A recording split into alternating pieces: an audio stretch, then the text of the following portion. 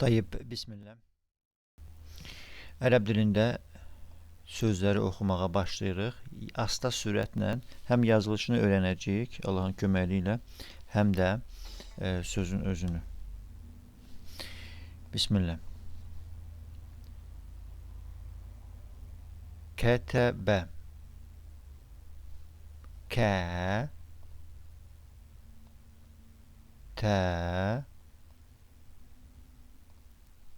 Bə. Qara hərf kəhf hərfidir.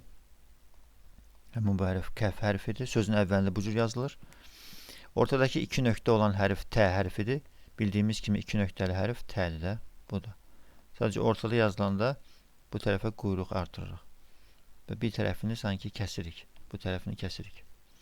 Bu T'dir. Axırıncı hərf isə B hərfidir. Rahatdır bunu bilmək. Kətəbə.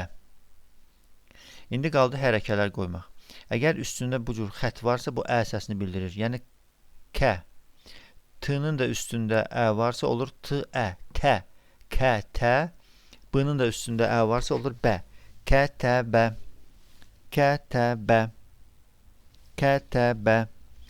Yaxşı. İndi hərəkələri dəyişək eyni sözün üstündə.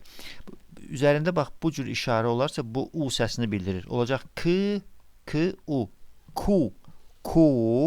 Sonra T'nin altına i qoyuruq. Altında bu cür xət varsa bu i səsini bildirir. Ku, ti, ku, ti. Bu ti oldu, ti. Və ku ilə birdə oxuyanda olur ku, ti. Bənin də üstünə ə qoyaq. Kutibə. Kutibə.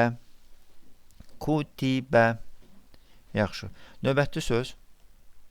Bax, bu hərf dəl hərfidir. Dəl. Növbətli hərf ra'dır. Ra. Üçüncü hərf isə sin hərfidir. 1, 2 və 3.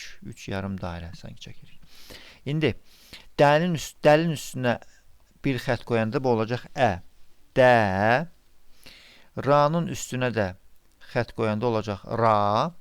Ra hərfi rə olmur, ra olur. Adında a varsa ra. Üstündə xət hərəkə olanda da ra kimi oxunur, rə kimi oxunmur. Ra. Üçüncü hərf isə bizdə olacaq sə. Belə oxunacaq. Də, ra, sə. Dərasə. Dərasə. Yaxşı. İndi biz ra'nın üzərinə əgər bu cür sarı şəddə işarəsi qoysaq, bu ikiliyi bildirir. Yəni iki dənə ra var. Olacaq dərrasə. Dərrasə. Dərrasə.